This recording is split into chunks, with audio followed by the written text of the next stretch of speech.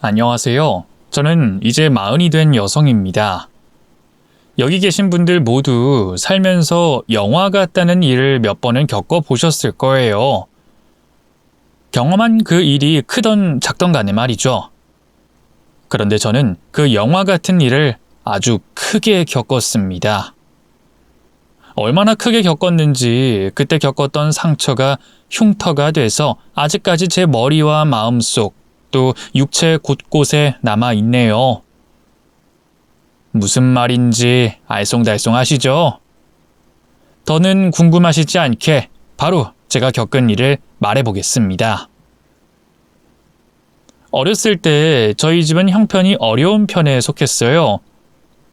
하지만 저 개인적으론 평범하게 남들처럼 살아왔다고 생각했죠. 형편이 넉넉한 친구들처럼 과외를 받고 학원 여러 개를 다니며 공부를 지원해줄 집안 형편은 안 됐지만 그렇다고 제가 또 공부에 관심이 있거나 재능이 있었던 것도 아니었습니다. 그래서 일찍이 공부를 포기하고 이른 취업으로 인생의 방향을 돌렸죠. 고등학교를 실업계로 진학한 저는 20살이 되자마자 작은 회사에 취업할 수 있었고 꾸준히 그 회사를 다니게 됐어요. 제가 다니던 회사는 작은 건물의 한 층을 빌려 쓰고 있을 만큼 규모가 작았고 그러다 보니 제 월급도 그다지 넉넉하진 않았습니다. 하지만 그곳에서 일을 하면서 번 돈을 친구들과 놀거나 사치하는 데 쓰지 않고 착실히 모으니 점점 큰 돈이 돼갔죠. 제가 그렇게 20대 시절을 지내면 누리지 못하는 게 있다는 걸 알면서도 돈을 모으게 된 이유는 단 하나였어요. 작더라도 제 집을 갖고 싶었기 때문이었죠. 매번 월세, 전세 계약이 끝날 때마다 이사를 가야 했던 저희 집으로 인해 저는 항상 내 집에 대한 꿈이 있었습니다. 그래서 주변 사람들이 저를 짠순이라고 불러도 개의치 않고 돈을 모아갔죠. 그런데 제가 다니던 회사에 저와 비슷한 사람이 있었어요. 바로 저보다 먼저 회사를 들어와 대리를 달고 있었던 제 남편이었죠. 남편은 저보다 더 불우한 환경에서 자랐습니다. 고아 출신이었고 어린 나이 때부터 뭐든 스스로 삶을 개척해야 됐죠. 그래서 그런지 근검절약이 몸에 밴 사람이었어요. 그러다 보니 회사 사람들이 자연스럽게 저와 남편을 묶었고 장난으로 만나보라는 분위기를 만들기도 했었죠. 그런 짓궂은 회사 사람들 때문에 오히려 더 남편과는 거리를 두려고 했지만 비슷한 사람이 곁에 있으면 어쩔 수가 없는 건지 우리는 서로에게 관심을 가졌고 결국 연애를 하다 결혼까지 하게 됐습니다. 물론 서로 경제관념이 비슷하다는 이유로 결혼을 결심했던 건 아니었어요. 남편은 여자인 저보다 더 여리고 감수성이 풍부한 사람이었고 착한 마음씨를 가지고 있었죠. 또 무엇보다 저와 삶에 대한 가치관이 같았습니다. 서로 어려운 환경에서 자라와서 그런지 남들이 평범하다고 생각하는 환경마저도 감사하다고 생각했죠.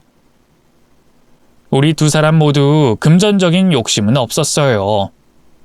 사랑하는 사람과 행복하게 사는 것이 우리 두 사람의 공통된 가치관이었죠. 그렇게 우리 둘은 다른 사람들의 시선과 세상이 만든 잣대를 신경 쓰지 않고 우리 둘만의 행복을 느끼며 잘 살아가고 있었습니다. 그런데 그때 행복하게 살던 우리들 앞에 어떤 사람들이 찾아왔죠. 그 사람들이 찾아온 그날은 남편과 한가로운 주말을 보내고 있던 중이었습니다. 초인종이 눌려 밖을 나가보니 여러 명의 사람들이 저희 집 현관문 앞에 있었죠. 그들 중 한 중년 여성분께서 저에게 남편의 이름을 대며 확인을 해왔어요. 저기, 여기가 박상현 씨 댁이 맞나요? 네, 그런데요. 누구시죠? 여기 상현이 있대요. 아유, 우리가 제대로 찾아온 게 맞나 봐요. 그럼 저기 상현이 좀 볼 수 있을까요? 누구신지 말씀을 먼저 해주셔야죠. 누구신데 저희 남편을 찾아오신 거예요?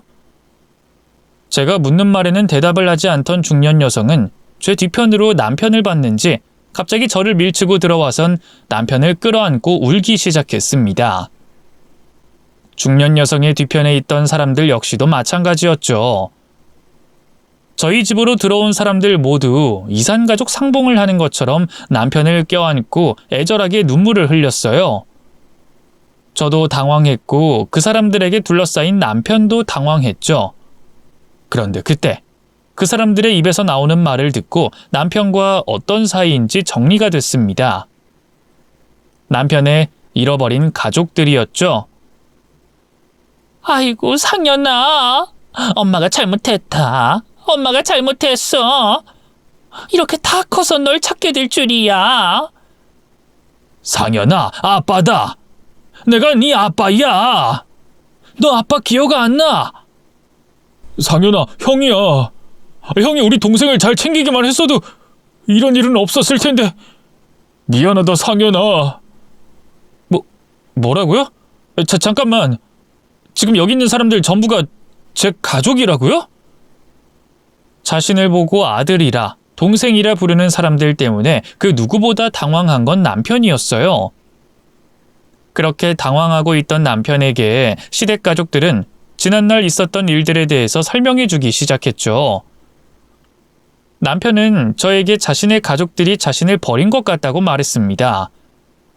기억이 정확하진 않지만 잠깐만 기다리라는 말만 하고 사라졌고 자신을 찾으러 돌아오지 않았다고 했었거든요.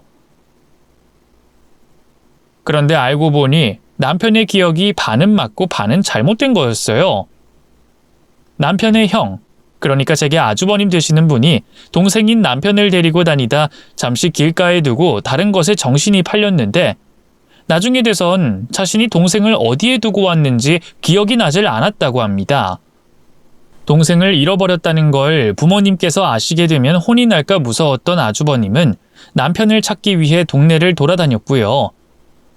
하지만 동생을 찾을 수 없었던 거죠. 뒤늦게 부모님께 동생을 잃어버렸다고 말을 했고요.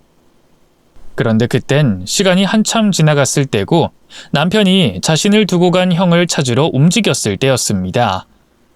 그러다 길이 엇갈리고 남편은 이름 모를 사람의 손에 이끌려 보육원에 들어가게 됐죠. 그런데 남편은 여태까지 가족들과 자신이 같이 있다, 부모님과 형이 자신을 버려두고 온 거라고 생각한 거예요. 물론 고아가 되고 자신을 찾는 가족이 없다는 게 그런 잘못된 생각을 더 단단하게 만들도록 한몫했었던 것 같고요.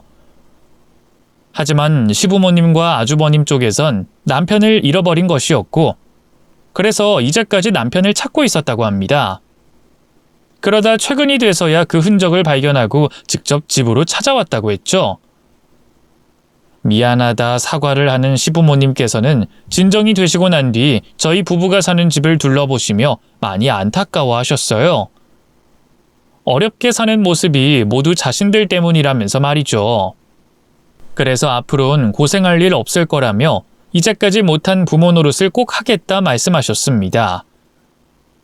그렇게 남편과 시댁 가족들의 감동스러운 상봉을 바로 옆에서 봤던 저였는데 뭔가 찜찜한 부분이 있었어요. 말로 표현할 수 없었지만 계속 그런 느낌이 있어서 제가 혹시 모르니 친자 검사를 한번 해보자고 남편에게 말했습니다.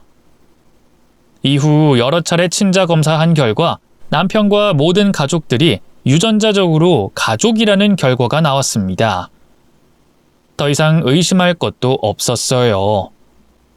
찜찜한 제 기분은 잊어버려야 했죠.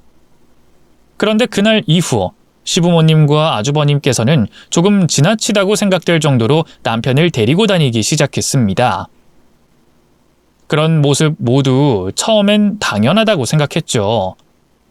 언 30년 가까이 헤어져 있었던 가족의 상봉인데 매일 봐도 보고 싶을 거고 함께하고 싶은 것도 많다고 생각해서 이해를 했었어요.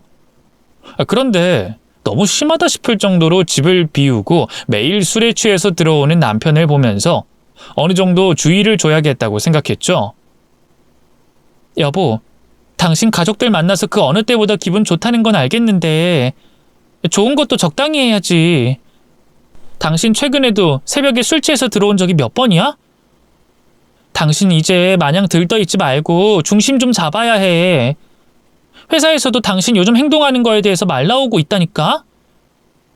알았어. 근데 회사 이야기가 나와서 말인데 나 회사 그만두려고. 뭐? 회사를 그만두다니? 그럼 앞으로 뭐 먹고 살려고? 나 혼자 대출 상환에 생활비까지 어떻게 감당해?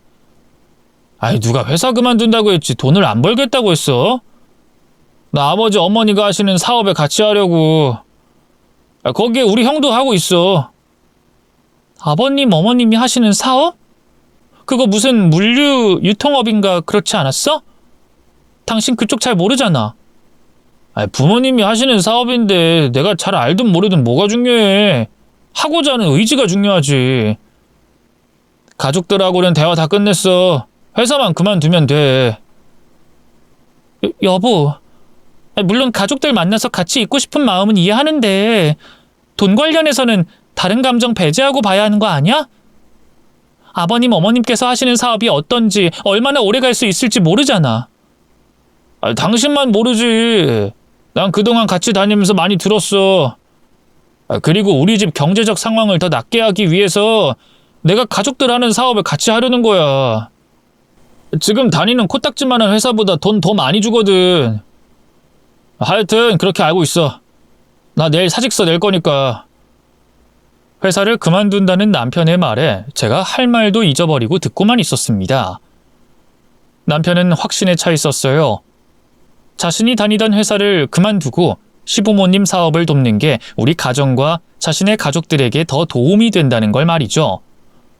하지만 그건 남편 생각이었고 저는 더 꼼꼼히 확인을 해보고 결정을 내려야 된다고 생각했습니다.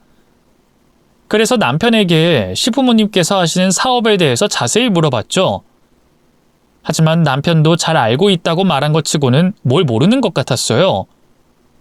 그냥 물류 유통업이라는 것과 제법 큰 돈을 번다는 것만 알고 있었죠. 걱정이 이만저만이 아니었습니다. 그래서 우선 회사를 계속 다니면서 시부모님 일을 배운다거나 시부모님 사업에 대해서 자세히 알아보자고 했죠. 그랬더니 이제까지 시부모님과 아주버님께 받아온 명품들을 한 움큼 가지고 오더군요. 이거 좀 봐봐. 이것들 중에 내가 한 달 월급으로 살 수 있는 게 있다고 생각해? 그런데 우리 부모님, 우리 형은 나한테 한 달에 한두 번씩 나한테 이 명품들을 사줘. 이것만 봐도 모르겠어? 절대 불안할 필요가 없다니까? 그리고 그럴 일 없겠지만 설령 얼마 안 가서 망한다고 해도 이것들 팔아서 생활비 마련하고 그 사이 다시 취업 준비하면 지금 다니고 있는 정도의 회사 못 다닐 것도 아니잖아.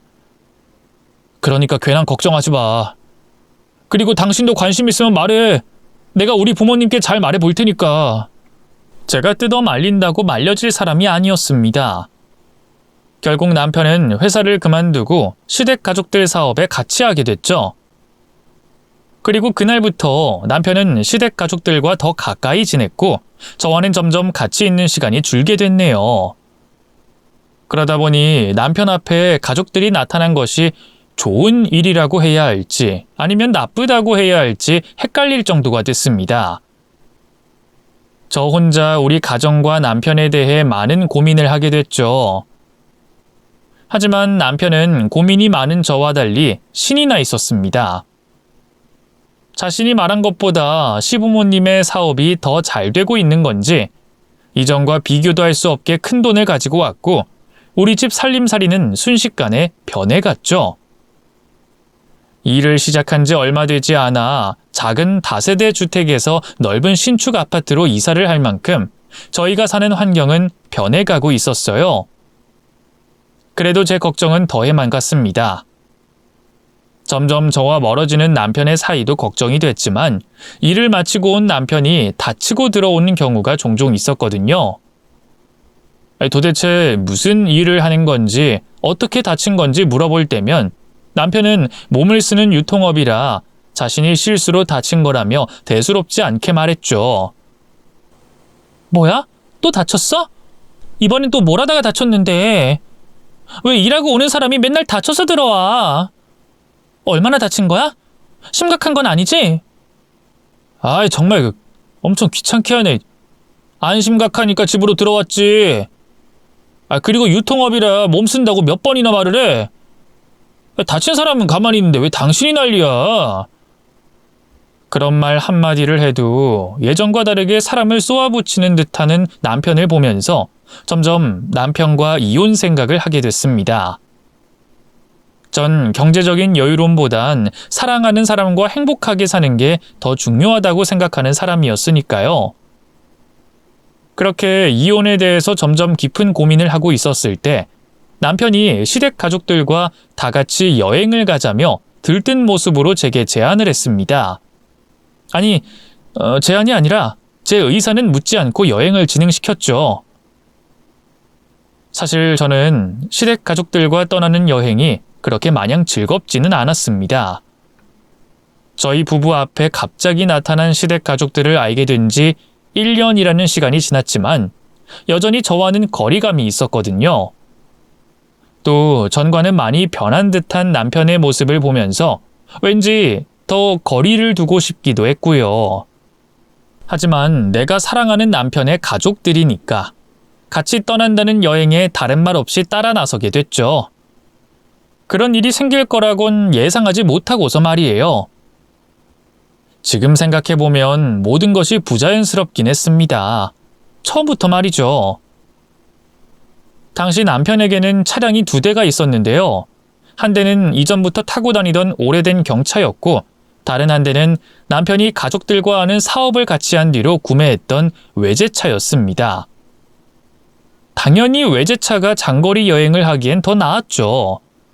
그런데 남편은 외제차를 구입한 뒤로 한 번도 몰지 않았던 경차를 타고 여행을 가겠다는 겁니다. 뭐야? 왜 경차에 짐을 실어? 가는 거리도 있는데 저 차가 편하지 않아? 거기다 당신 이 차 안 몬지 꽤 됐잖아. 여행할 땐 경차가 더 편하지. 왜 주차할 때 편하고 신경 쓸 일이 없잖아. 큰 차는 주차하는 것도 그렇고 길 좁은데 이동하기 힘드니까. 그거야 남편의 말이 맞다고 생각할 수 있었어요. 그런데 그 다음 벌어졌던 상황이 더 이상했죠. 여행을 출발하기 전 시댁 가족들 모두 저희 집으로 도착한 다음 다 같이 출발하기로 했습니다. 그런데 시부모님께서 넓고 쾌적한 좌석에 아주버님 SUV를 두고 좁고 승차감 좋지 않은 저희 부부 경차에 타겠다고 하시는 거예요. 저희 차량보다는 아주버님 차량을 타고 오시는 게 덜 피곤하실 텐데 보시다시피 좁고 짐까지 가득 있어서 타고 오시는 내내 불편하실 거예요. 괜찮아. 어차피 똑같은 차인데 불편하긴 뭐가 불편하겠니? 그리고 우리가 상연히 운전하는 차를 타고 싶어서 그래. 30년 만에 만난 아들 녀석의 차를 타고 가족여행을 가는 게 얼마나 뜻깊겠니? 그러니까 우리들 불편한 건 신경 쓰지 말어. 그래도... 그럼 여보, 우리 차를 바꿔 타자. 우리만 타고 가면 모르겠는데 아버님, 어머님께서도 같이 타고 가시니까 저 차 타는 게 더 낫지. 좌석도 넓고 승차감도 좋은 차량이 있는데 굳이 이 차를 고집할 필요는 없잖아. 아유, 아니다. 그럴 필요 없어. 차 바꿔 타려면 너 어떤 짐 또 뺐다 다시 실어야 하잖니. 번거롭게 그럴 필요 없다. 경차가 뭐 어때서 그래? 그래 여보. 아까 말했듯이 주차하는데 편하기도 하고 우리 부모님께서도 괜찮다고 하시니까 그냥 이 차 타고 가자. 이제 출발할 시간도 다 됐어. 더 지체하면 정체 시간이라 도로에서 시간 버리겠다. 제가 억지 고집을 부리는 것 같지는 않은데 시부모님과 남편 모두 한사코 경차를 타겠다고 하더라고요. 저를 제외하고 차량에 탑승하는 사람들 모두가 괜찮다고 하는데 제가 더 고집을 부릴 순 없었습니다. 결국 4사람이 좁디 좁은 경차를 타고 출발을 하게 됐죠. 출발을 하고 나서도 이상한 점이 한두 가지가 아니었습니다. 제가 타고 있던 차량에는 왠지 모르게 긴장감이 맴돌고 있었죠. 남편도 운전을 하면서 별말이 없었고 뒤에 계신 시부모님 역시도 이렇다 할 말씀을 꺼내시지 않으셨어요. 그러다 보니 저도 처음엔 입을 다물고 있었죠. 거기다 뒷좌석에 있었던 시부모님은 저를 감시하고 있다는 느낌을 받게 했습니다. 중간중간 차량 백미러와 제 휴대폰 액정에 반사된 뒷좌석을 확인하다 보면 저를 쳐다보고 있다는 시부모님의 날카로운 눈빛이 느껴졌거든요. 그런 분위기 속에 한참 동안 차량을 타고 가다 보면 제가 숨이 막힐 것 같아 말을 먼저 꺼내보며 차량 안 분위기를 전환시키려고 했지만 기계적인 대답만 되돌아올 뿐 차량 안 분위기가 크게 달라지진 않았습니다. 그렇게 긴장감 도는 차량을 타고 가던 중 휴게소에 도착하게 됐죠. 차 안에 있는 것 자체가 곤욕이었던 저는 휴게소에 도착해서야 조금 마음을 놓을 수 있었습니다. 집에서 출발한 지 얼마 안 됐지만 벌써부터 돌아가고 싶은 마음이 굴뚝 같았고 앞으로 시댁 식구들과 함께할 시간이 불편하게 느껴졌죠. 아침도 먹지 못하고 출발한 상태였지만 뭐가 입으로 들어가는 것 자체가 불편했어요. 그래서 밥도 먹지 않은 채 휴게소에 마련된 테이블에 앉아 물만 들이키고 있었죠.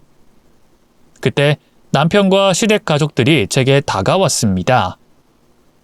당신은 뭐 먹을래? 중간에 식당 들릴까 하다가 그냥 여기서 간단히 해결하고 목적지에 도착해서 제대로 먹을까 하는데 아침 안 먹어서 많이 배고플 거 아니야. 난 그냥 안 먹을게. 오랜만에 차를 장시간 타서 그런지 속이 좀 안 좋네. 그래? 그래도 뭘 먹어야 차를 탔을 때 속이 편할 텐데. 오히려 빈속이라 속이 더 안 좋을 수도 있어. 간단하게라도 뭘 먹지? 아니야, 괜찮아. 전 그러면 나 커피나 한 잔 마시고 있을게. 나 때문에 이러고 있지 말고 당신은 어서 아버님, 어머님, 그리고 아주버님 모시고 밥 먹고 와. 아이고, 우리 며느리 뭘 좀 먹어야 하는데. 그래도 커피라도 먹는다니까 다행이네. 그럼 내가 커피를 좀 사오마. 어머님 아니에요. 제가 사가지고 올게요. 얼른 식사하세요. 아니다. 너 몸이 좀 안 좋은 것 같은데 괜히 우리 때문에 그런 것 같아서 내가 신경이 쓰여서 그래. 너 여기서 쉬고 있어라. 내가 커피 사온마. 그래, 그 아메리카노? 아니면 뭐 따뜻한 라떼? 제가 갔다 와도 되는데. 그럼 라떼로 할게요. 감사합니다, 어머님. 밥을 먹자고 물어보는 것조차 수상했습니다. 온 가족들이 제 입에서 대답이 나오길 기다리는 눈치였으니까요. 커피도 제가 사오려고 했지만 굳이 자신이 사다 주겠다는 시어머니의 말을 거절할 수가 없었어요. 그 당시 가족들 간의 분위기가 거절할 수 없는 분위기였습니다. 몇 분 뒤 시어머니께서 라떼 한 잔을 직접 가지고 오셨어요. 그때까지 남편과 시댁 가족들은 제 걱정을 하며 곁에 있어줬고요. 그 상황이 불편했던 저는 커피를 받자마자 이제 식사를 하고 오라며 남편을 재촉했습니다. 이제 따뜻한 라떼 마시면서 좀 쉬면 될 것 같아. 그러니까 당신은 어서 가족들 모시고 가서 식사해. 여기서 이러지 말고. 난 걱정되니까 그러지. 그래, 상현이 말이 맞다. 네 몸이 안 좋다고 하는데 우리가 밥이 넘어가나. 우리 네가 그 라떼 다 마시는 거 보고 들어가서 밥 먹으마. 네? 아니에요. 저 그 정도로 몸이 나쁘진 않아요. 그리고 이거 뜨거운 거라 마시는데 시간이 좀 걸릴 텐데 먼저들 식사하고 오세요. 저도 천천히 먹고 있을게요. 하지만 그 말에도 시댁 가족들 모두 자리를 지키고 제 걱정을 하고 있었습니다. 그러다 제가 눈치를 보며 라떼를 한 모금 마시자 그제야 안심이 된다는 듯 가족들 한 명씩 슬슬 자리를 떠나기 시작했죠. 아유, 뭐라도 입에 들어간다니까 다행이네. 그래도 혹시 모르니까 차 타기 전에 다 마셔놔라. 그래야 소화가 다 돼서 차 타고 가다 속이 부대끼지 않지. 그럼 우린 밥 먹고 오마. 그렇게 시댁 가족들이 자리를 떠나고 나서야 저는 마음을 놓을 수 있었죠.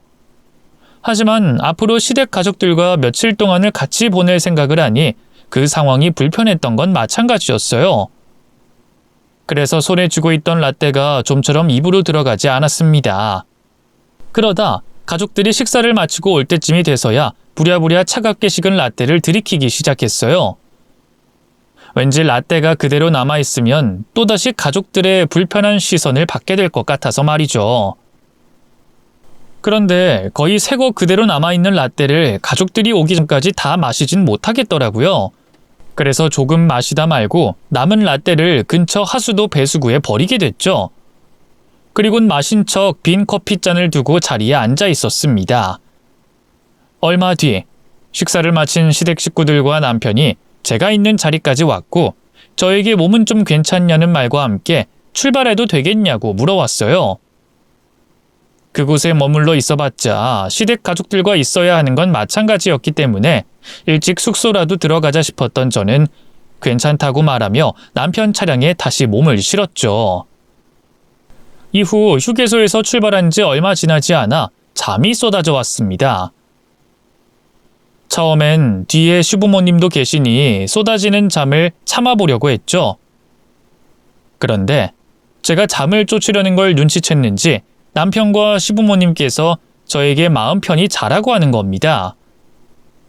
당신 졸려? 그럼 몸도 좀 안 좋은데 한숨 자.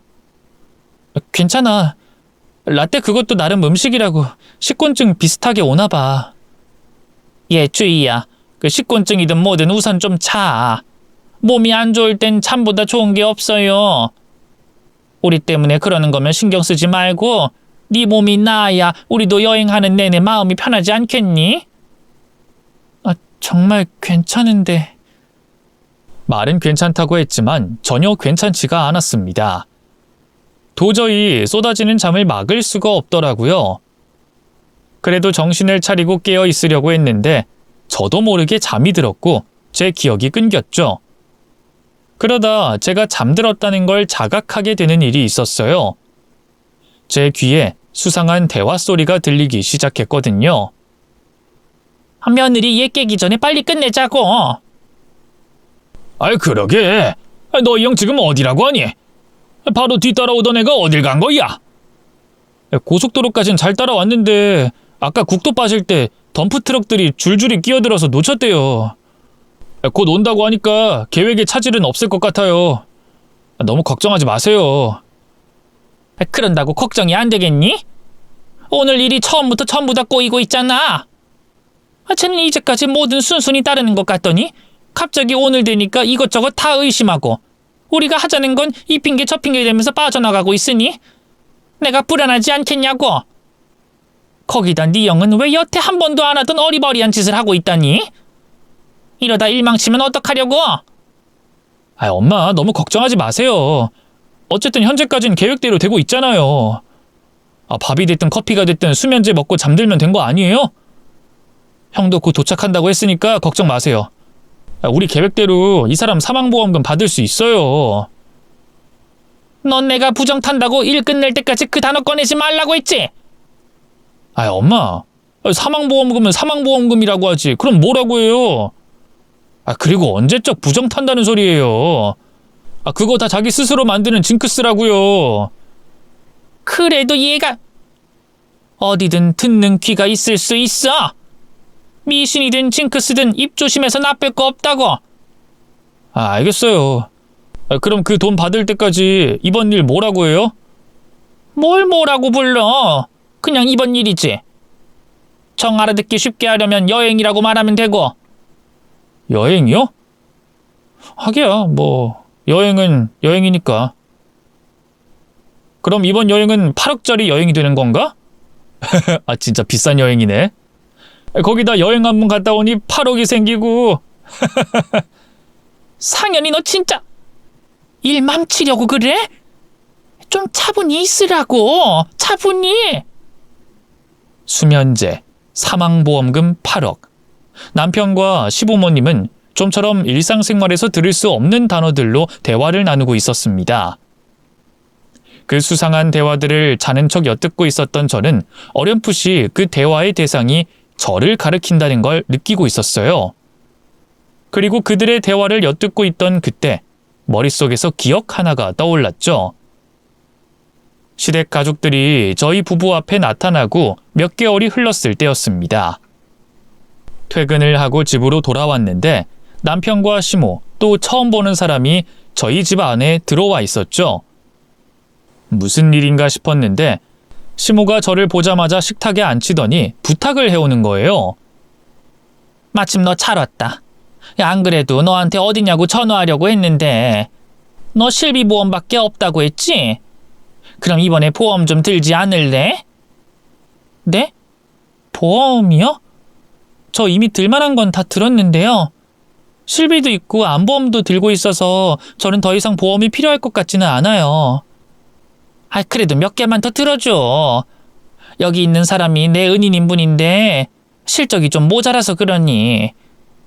혹시 부담이 된다면 내가 대신 보험금 납부해주마. 그럼 넌 문제될 거 없잖니, 응? 깨름직한 부탁이었지만 시어머니 되는 사람의 부탁이기도 했고 옆에 있던 남편 자신도 보험에 가입할 거라며 문제가 없을 거란 식으로 말을 했습니다. 결국 저도 시모가 대납을 해주는 조건으로 몇 가지 보험을 가입하게 됐죠. 그러니 그 당시 저들이 말하는 보험금이 그때 시모의 권유로 가입하게 된 사망보험금이라는 걸 짐작할 수 있었습니다. 또 이 모든 것이 오래전부터 계획됐다는 것을 알 수가 있었죠. 그것만으로도 충격적이고 무서웠지만 그보다 더 저에게 충격으로 다가왔던 건 남편의 태도였습니다. 제 죽음과 관련된 사망보험금에 대해서 이야기를 나누고 있는 사람들 중 가장 신이 난 모습이 남편이었으니까요. 하지만 지금은 가장 신이 난 사람이 남편이건 누구건 중요하지 않았어요. 우선 큰일을 당하기 전에 이들에게서 도망쳐야 했죠. 그런데 겁이 났습니다. 사람을 죽이겠다는 말을 바로 옆에서 듣고 있었으니까요. 또 제가 차 안에서 도망을 친다고 한들 이 사람들에게 붙잡히지 않을 수 있을까 싶었죠. 온몸이 공포감에 묶이게 되니 몸이 움직이지 않았어요. 그래서 자의반 타의반으로 계속 자는 척을 했죠. 그러다 한참 뒤처져 있던 아주버님의 차량이 도착을 했는지 시모와 시부는 차를 갈아타기 위해 내렸고 남편의 차량은 다시 움직이기 시작했어요. 그제야 저는 상황을 파악하기 위해 실눈을 뜨게 됐고 아주버님과 통화를 하고 있는 남편의 모습을 보며 경악하게 됐습니다. 통화를 하고 있던 남편이 헬멧을 쓰고 있었거든요. 형, 원래 계획하던 곳은 이미 지나쳤으니까 다음 장소에서 사고 낸다? 그리고 이제부터 CCTV는 없는 거 맞지? 나 헬멧 이제 썼는데. 없어. 그래도 혹시 모르니까 선바이저 내리고 시트 밑에 뭐 좀 깔아서 머리를 높여. CCTV 찍혀도 헬멧은 안 보이게. 이미 다 했지. 그럼 이제 모두 다 끝난 거 맞지? 이제 이 휴대폰만 버리면 되는 거지? 그래. 이제 사고 지점까지 한 30분 정도 남았으니까 나랑 전화 끊고 나서 휴대폰 전원 끄고 좀 달리다 강가 쪽에다 던져서 버려. 너 헷갈려서 네 휴대폰 던지면 안 된다. 버리기 전에 그 대포폰 맞나 확인하고 버려. 내가 일 처음 한다고 바본 줄 알아? 형이나 실수하지 마. 사고 난 다음에 나 구하러 빨리 와야 돼. 알겠지? 그럼 나 전화 끊는다. 두 사람의 대화를 엿들어 보니 교통사고를 내려는 것 같았습니다. 그래서 제가 분명히 휴게소를 출발하기 전 착용했던 안전벨트가 풀려져 있었고 남편은 자신의 안전을 위해서 헬멧을 착용하고 있었던 거라는 걸 알 수 있었죠. 정확히 어디서 언제 사고를 낼진 모르지만 두 사람의 대화를 통해 곧이라는 걸 알 수 있었어요. 이대로 죽을 순 없다고 생각했습니다. 이래 죽으나 저래 죽으나 마찬가지라면 살기 위해 도망이라도 치다가 죽자고 결심했죠. 저는 도로를 달리고 있던 차량에서 뛰어내렸습니다. 당연히 저는 도로 바닥에 뒹굴며 떨어지게 됐죠. 제가 남편의 차량에서 떨어지자 남편 차량은 물론이고 거리를 두고 뒤따라오던 시댁 가족들의 차량 역시도 일제히 멈췄어요. 그리고 다급히 차량에서 뛰쳐나와 저에게 다가오고 있었죠. 도로로 떨어진 저는 다행히 정신은 차리고 있었습니다만 떨어지며 온몸에 부상을 입은 탓에 곧바로 도망을 칠 수가 없었어요. 그래서 그들에게 붙잡히게 생겼었죠. 그런데 그때 제 눈에 남편과 시댁 가족들 말고도 다른 사람들이 들어왔습니다. 사람이 달리던 차에서 굴러 떨어졌으니 같은 차선에 있던 차량들과 반대편 차선의 차량들까지 모두 차에서 내려 무슨 일인가 구경을 하게 된 거죠. 저는 그 사람들에게 도움을 청하기로 했어요. 도망칠 힘을 살려달라는 말을 하는데 다 하기로 한 거죠. 살려주세요. 저 좀 살려주세요. 이 사람들이 저 죽이려고 해요. 저 이대로 이 사람들한테 끌려가면 정말 죽게 된다고요. 제발 살려주세요. 누가 경찰한테 좀 신고해주세요. 여보, 당신 왜 이러는 거야 갑자기? 진정 좀 해. 그래 며느라, 너 갑자기 왜 이러는 거니? 우리가 너에게 무슨 해코지를 한다고? 저 별일 아닙니다. 저희 재수씨가 정신이 문제가 있어서 그래요. 그러니까 다들 갈 길 가시면 됩니다. 저희가 119에 전화할 거예요. 다들 가세요. 남편과 시댁 가족들 모두 당황한 듯 했지만 각자 역할을 맡아 구경하고 있던 사람들을 쫓아내고 저를 다시 차량에 태우려고 했어요. 하지만 달리던 차량에서 떨어져 살려달라고 도움을 청하는 제 모습을 보고 문제가 있다고 생각한 몇몇 분들께서 가족들과 실랑이를 벌이며 저를 지켜주려고 했습니다. 그리고 그 사이 다른 시민분들께서 경찰과 구조대에 전화를 하셨는지 차례대로 경찰차와 119 차량이 도착을 했죠. 저는 119 구조대 차량에서 간단한 검사와 치료를 받으며 경찰분들에게 남편 차량에서 듣고 본 이야기를 진술했습니다. 그런데 그 말을 옆에서 듣고 있었는지 시모와 시부가 대뜸 화를 내기 시작했어요. 너 지금 무슨 소리를 지어내서 하는 거야? 우리를 범죄자 집단으로 만들어? 어느 며느리가 지 남편 애비 애미를 범죄자로 몰아? 우리가 뭘 했다고? 경찰 선생님, 제가 하는 말이 정상적이라고 생각하세요? 멀쩡히 타고 가던 차에서 뛰어내린 애 말을. 저희가 며느리 몸이 안 좋다고 해서 직접 커피까지 사다 주려고 갔던 사람입니다. 운전하다가 저희 때문에 불편할까봐 중간에 차를 옮겨 탈 정도로 쟤를 걱정했다고요. 그런데 뭐? 사고를 고의로 내? 아이고 참. 시모와 시부가 기가 막힌다며 화를 낼 때 남편은 눈물로 경찰분들을 헷갈리게 만들었죠. 당신 정말 왜 이래? 뭐 때문에 이러는 거야? 지금 당신이 한 말 진짜라고 생각하는 거야? 당신 정말 어디 아픈 거야? 어떻게 한순간에 정신을 놔? 미안해 여보. 뭐가 문제인지 모르겠지만 내가 잘못했어. 당신이 이렇게 될 때까지 몰랐던 내 잘못이야. 그러니까 정신 좀 차려, 응? 제 앞에서 악어의 눈물을 흘리고 있는 남편을 보게 되니 다시 한번 공포감에 휩싸였고 이로 말할 수 없는 배신감이 들었습니다.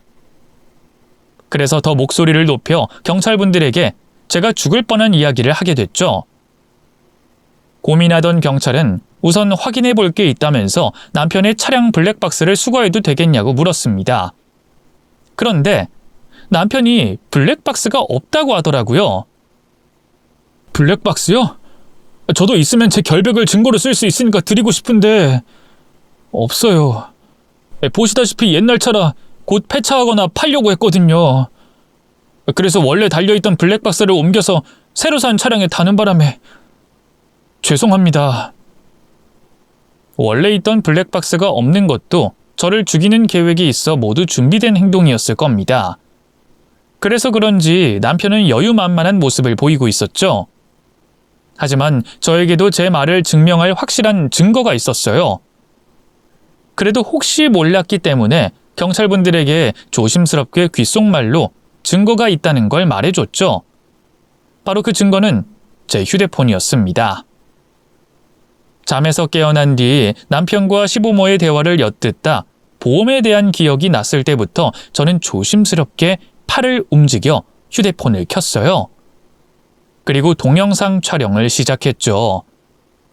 그래서 그 안에 있는 이들 모두가 나눈 대화 내용이 담겨져 있었습니다.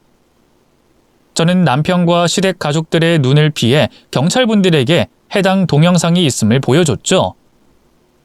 경찰분들께선 제 말에 대해 신빙성을 더해줄 수 있는 증거가 있다는 걸 확인하시곤 저를 도와주시려고 했습니다. 하지만 자칫 잘못 제가 말한 내용에 대해 조사를 하겠다 말하면 남편과 시댁 가족들이 도망을 칠까 걱정이 되셨는지 제가 고속도로에서 뛰어내린 일에 대한 처벌과 절차상 확인해야 하는 부분이 있다며 자연스럽게 남편을 경찰서로 동행하게 만들었어요. 또 시댁 가족들은 사건의 목격자로서 동행을 부탁하셨고요. 그렇게 경찰분들이 자신들의 말을 더 신뢰한다고 착각한 남편과 시댁 식구들은 차량을 몰고 경찰서로 향했죠. 제 말을 믿어주신 경찰분들의 기지로 남편과 시댁 가족들 모두를 경찰서까지 데려갈 수 있었던 저는 정식으로 신고 절차를 밟을 수 있었고 보험 사기를 증명할 수 있는 제 휴대폰을 증거품으로 제출했습니다.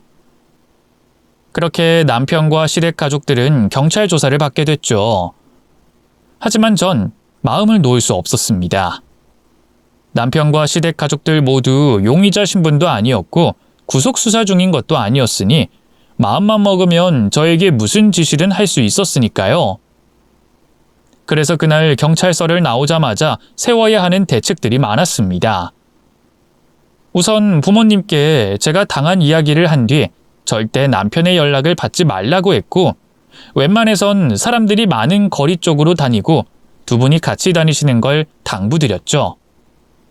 또 다니던 회사에 전화를 해 급히 휴가를 내야 됐습니다. 남편이 저와 같은 회사를 다녔으니 그쪽으로도 찾아올 수 있겠다고 생각했거든요. 그 다음은 제 몸을 피하는 거였습니다. 친하게 지내던 친구들에게 연락을 해서 제 사정을 말한 뒤 남편과 시댁 가족들에게서 피신을 하게 됐죠. 그 기간 동안이 얼마나 힘들었는지 모릅니다. 언제 어디서 그 사람들이 제 앞에 나타날지 모른다는 생각에 피가 바짝바짝 말랐죠. 하루하루 긴장의 끈을 놓을 수 없던 제가 마음을 놓게 됐던 건 남편과 시댁 가족들 모두가 용의자로 전환돼 구속수사를 받게 됐다는 연락을 받은 뒤였습니다. 그런데 그 연락을 받게 되며 엄청난 사실을 알게 됐어요. 남편과 시댁 가족들은 저를 죽이려고 했던 살인 예비죄와 사기 공모죄로만 구속수사를 받게 된 것이 아니었습니다. 조사를 받다 드러나게 된 여죄들이 더 있었죠. 시댁 가족들 주변에서 상해 및 사망보험에 대한 사건이 저 말고도 여러 건 확인이 된 겁니다. 그러니까 제가 그들의 첫 번째 범죄 대상이 아니었던 거죠. 그 사람들은 이전부터 주변 사람을 상대로 보험 사기를 치고 다니고 있었습니다. 가족들 모두가 똘똘 뭉쳐서 말이죠. 남편을 만나기 전부터 보험 사기를 치고 다녔던 시댁 가족들은 혼자서 너무 여러 건의 보험금 수령을 하게 되면 의심을 받을 것을 알고 가족들 전체가 돌아가며 사기를 치고 있었어요. 이미 자신들 스스로 사고를 내 여러 차례 상해 보험금을 수령했던 건 물론이고 주변에 가족이 없거나 아니면 경제적인 상황이 어려운 사람들에게 접근해 상해 또는 사망 사건을 일으켜 보험금을 수령했다고 했죠. 그들의 수법은 항상 비슷했다고 합니다. 앞서 말한 것과 같이 사람들에게 친근하게 접근한 뒤 이것저것 도와주다 저에게 그랬던 것처럼 보험 실적 때문에 그러니 보험을 가입해달라고 부탁을 하는 거죠. 이미 그들에게서 많은 도움을 받았던 사람들이었기 때문에 어떤 사람들은 흔쾌히 들어줬다고 해요. 그러다 경제적인 사정 때문에 안 되겠다고 거절하는 사람들에게는 대신 보험료를 납부해 주겠다며 말을 하는 거죠. 정말 실적이 너무 급해서 그러니 도와달라며 말이에요. 그들에게 속아 넘어간 사람들 모두 각자의 어려운 상황에 처해 있던 사람들이다 보니 자신에게 도움을 준 그들의 부탁을 외면할 수 없었고 또 마냥 좋은 사람들이라고 생각해 끝내 보험을 들어줬다고 합니다. 그리고 보험금 수령인을 그들로 기입하게 했죠. 각각의 상황은 달랐지만 어떤 이는 그들 이외에 의지할 수 있는 사람이 없어서 어떤 이는 보험만 들어줬을 뿐인데 납부도 대신해주고 이것저것 챙겨주기까지 하니 좋은 마음에 그들이 해달라는 대로 해줬다고 했죠. 그렇게 자신들이 원하는 상황이 모두 갖춰지면 그때부터 시댁 가족들은 해당 보험에 맞는 사고를 계획했다고 합니다. 그리고 살인까지 저지르며 보험금을 수령했던 거였고요. 사실 남편 앞에 나타났던 것도 이전에 했던 범행들처럼 남편에게 보험을 권유한 다음 사고를 일으켜 죽이고 사망보험금을 타려고 찾아온 것이었습니다. 물론 그들이 남편의 친부모와 형제는 맞았어요. 저희들에게 말했던 것처럼 원치 않게 남편을 잃어버렸던 것도 맞았고요. 그런데 그들에게는 남편과 떨어져서 지낸 30년의 시간이 그런 끔찍한 범죄의 범행 대상으로 지정할 만큼 긴 시간이었던 것 같습니다. 그런데 고아로 자란 남편의 곁에 제가 있음으로써 문제가 생긴 거죠. 단순한 지인이 아닌 가족으로서 남편의 곁에 있는 제가 그들의 범죄를 실행함에 있어서 걸림돌이 된 것이었습니다. 그래서 계획을 바꾸게 된 거였어요. 남편을 자신들 쪽으로 끌어들이겠다는 거였죠. 또 나중에 남편을 범행 대상으로 바꾸더라도 우선은 옆에 있는 저를 이용해 돈을 벌려고 한 겁니다. 그렇게 범행 대상이 남편에게서 저로 바뀐 다음 그 사람들은 평생 어렵게 살아온 남편에게 돈의 맛을 직접 느끼게 해줬어요. 눈을 멀게 만든 거죠. 그래서 제가 알고 있었던 것처럼 큰 돈을 쥐어주며 사치를 하도록 부추겼고 또 저 모르게 유흥에 빠지도록 안내했어요. 그렇다고 한들 제정신이 있는 사람이었다면 그 사람들의 유혹에 넘어가지 않았겠지만 제가 사람을 잘못 봤던 것인지 남편은 그들의 꾀임에 그대로 넘어갔죠. 처음엔 상해 보험금 수령으로 재미를 보던 남편은 결국 그 말도 안 되는 범죄 계획에 동참까지 하게 된 겁니다. 자신의 아내인 저를 죽이고 보험금을 수령하는 범죄에 말이죠. 이미 저를 죽이려고 했던 남편의 모습에 놀란 저였지만 전혀 생각지도 못한 사실을 알게 되며 더 큰 충격에 빠지게 됐어요. 그리고 남편이 그리도 쉽게 그들의 꾀임에 넘어가고 범행 동기가 결국 돈이었다는 걸 알게 되자 엄청난 배신감에 휩싸이게 됐죠. 구치소에 있는 남편을 만나봐야 제가 얻을 것도 없었고 속이 풀리지 않는 것도 알았지만 보고 싶었습니다. 남편을 만나 그 사람 입에서 이러한 사실들에 대해 듣고 싶었고 원망과 분노를 표출하고 싶었죠. 그래서 남편을 찾아가 면회를 부탁했어요. 당신 와줬구나. 난 당신이 나랑 대화를 하는 걸 거부한다고 하길래 영영 오해를 못 푸는 줄 알았어. 여보, 당신 지금 오해하고 있는 거야. 내가 당신을 죽이려고 했다니. 그게 말이 된다고 생각해? 난 정말 아주 살짝 사고돼서 우리 두 사람 상해 보험금만 받으려고 했어. 당신이 오해하게 대화가 오갔던 건 우리 가족들 때문이라고. 솔직히 우리 가족들은 이번 사고로 당신 사망보험금 타자고 했었어. 그런데 내가 어떻게 내 손으로 당신을 죽여? 그래서 말만 그렇게 하고 당신 죽일 생각 없었다니까? 정말이야. 거짓말 집어치워. 내가 녹음한 내용 들어보면 당신이 제일 신나 있어. 알아? 당신이 이번 여행 제목도 붙였잖아. 8억짜리 여행이라고. 근데 뭐? 당신 손으로 날 못 죽여? 쓰레기 새끼. 너 나한테 이제까지 보여줬던 모습들은 전부 연기였던 거니? 작은 집 하나, 밥 3끼, 그리고 나. 이렇게만 있으면 된다며. 그런데 결국엔 돈이었던 거야? 그러니까 애초에 너 스스로 어느 정도 이상의 삶은 못 산다는 걸 아니까 비참하기 싫어서 그 정도의 삶도 행복하다고 최면 걸고 있었던 거냐고. 비겁한 새끼, 못난 새끼. 사람 죽여서 돈을 차지하고 싶을 만큼 그렇게 돈이 좋았으면 욕심 많은 걸 표시라도 하지. 왜 욕심 없는 척하고 돈보다 더 가치 있는 걸 쫓는 척해서 사람을 속여? 왜 내 인생에 이런 일을 겪게 만드냐고? 이 죽일 놈의 새끼야. 여보, 내가 정말 미안해. 내가 잠깐 미쳤었던 것 같아.